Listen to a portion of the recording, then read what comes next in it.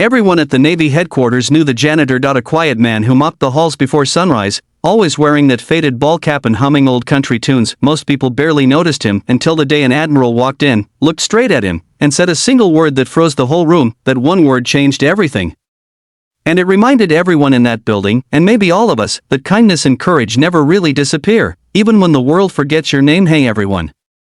Welcome to Here We Share True, powerful stories that touch the heart and remind us what really matters. If you enjoy stories about kindness, courage, and second chances, please hit that subscribe button, give this video a like, and tell us in the comments if you've ever witnessed an act of quiet kindness that stayed with you. Alright, let's get into today's story. It was a rainy Tuesday morning at the Navy headquarters in Norfolk, Virginia. The smell of coffee drifted through the corridors as officers hurried to meetings, the clatter of boots echoing off the polished floors, and there, pushing his mop and bucket with a slow, steady rhythm, was a single dad in his late 50s, gray at the temples, always wearing a gentle smile. Most of the younger sailors just called him Mr. Frank. He was polite, quiet, and always seemed to know when someone was having a bad day. He'd leave little notes by the breakroom coffee pot, "Hang in there. You've got this." Or a sticky note on a desk that said, "You make a difference." No one thought much about it. He was just the janitor. A kind man who kept the floors spotless and remembered everyone's name, but behind that calm smile, Frank carried a story no one knew. Frank had once been someone else, a man who'd worn a flight suit and a call sign stitched in gold letters. He'd been a Navy pilot. Years ago, he'd flown rescue missions during Desert Storm, but life had changed in ways he couldn't have predicted. After losing his wife to cancer and facing mounting medical bills, Frank left the service to care for his young daughter, Emily. He took whatever jobs he could find, mechanic, delivery driver, and eventually janitor. To him, it didn't matter what was on his name badge, as long as it kept food on the table and his little girl smiling. He never bragged about his past, he just showed up every day, early and dependable, with kindness that never asked for attention. One morning, a new admiral was scheduled to visit the HQ. The entire building buzzed with tension. Everything had to be perfect. The floors, the uniforms, the presentations. Frank was told to stay out of the main conference room until the briefing was over. No problem, he said with a grin. I'll be invisible. But as he wheeled his mop bucket down the hall, he heard laughter and footsteps behind him. He turned and froze there, walking with a group of senior officers, was Holden, a man Frank hadn't seen in almost 30 years. Back in the day, Holden and Frank had flown together. Frank's call sign had been Sparrow, because he was quick, graceful, and always came back with everyone safe. Holden had been his commanding officer, a tough but fair leader who demanded excellence, but also believed deeply in brotherhood. As Frank stood there, mop in hand, he wasn't sure if the admiral would even recognize him. After all, he'd aged. His uniform was long gone. The admiral glanced around the hallway, giving polite nods until his eyes landed on Frank. He stopped walking. "Sparrow," he said softly. The entire group went silent. A few of the younger officers looked confused. "Sir," one of them asked, glancing between the admiral and the janitor. Holden's expression changed, from confusion, to shock, to something like awe. He walked straight toward Frank. Ignoring the whispers, "Frank Dawson," he said, his voice warm now. "I'll be damned. Sparrow, it's really you." Frank chuckled, a little embarrassed. "Been a long time, Admiral." "You're kidding me," one of the lieutenants whispered. "That guy was a pilot?" Holden turned to them, his tone firm but proud. "Not just any pilot," he said.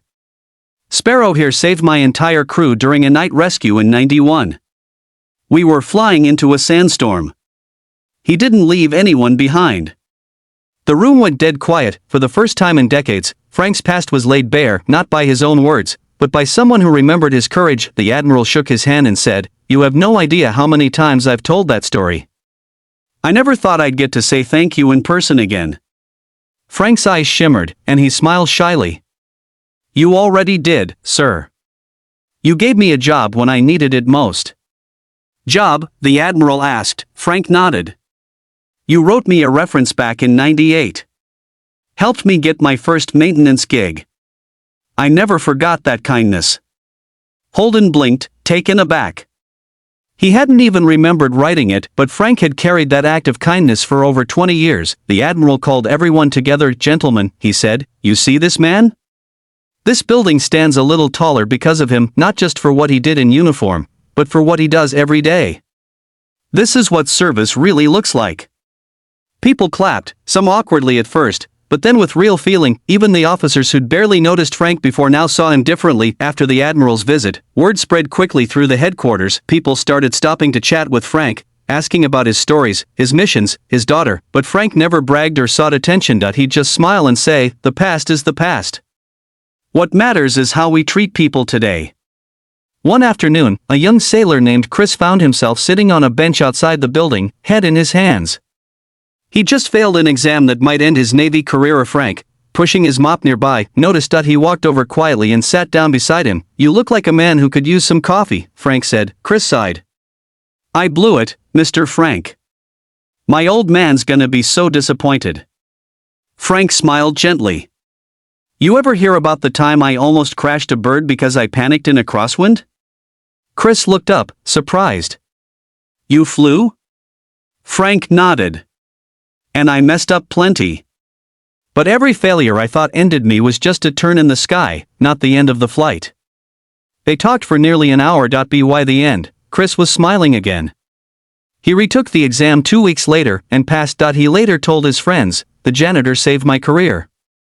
But Frank would just laugh and say, "Nah, you did the flying." Months passed, and kindness rippled through the building. People started helping each other more. The break room filled with sticky notes, not just from Frank anymore, but from everyone. Notes that said things like "You're doing great," or "We've got your six." And it all started because one man treated everyone with quiet respect. Frank's daughter, Emily, who was now a nurse, came to visit one day. She saw the bulletin board covered in those notes and whispered, "Dad, look what you started." Frank just smiled, eyes glistening. Guess kindness has a way of flying farther than we think. A year later, Frank retired. On his last day, the Admiral himself returned for a small ceremony. There was no fanfare, no medals, just a framed photo of a Navy jet with the word Sparrow written under it. Holden handed it to him and said, "You taught us something more valuable than leadership, Frank. You taught us kindness." Frank laughed softly. "Well, Admiral, I just tried to keep the floors clean." Holden shook his head. "You cleaned a lot more than that." Everyone laughed and a few cried. As Frank walked out of the building for the last time, the officers and sailors lined the hallway, saluting him. He paused, turned, and said, "Be good to each other. That's all that really matters. Kindness isn't about grand gestures or medals. It's in the quiet moments, the smile to a stranger, the helping hand, the word of encouragement when someone's breaking inside." Frank Dawson didn't just keep a Navy building cleaned, he kept the people inside it reminded of their humanity, and that's something the world could use a little more of today.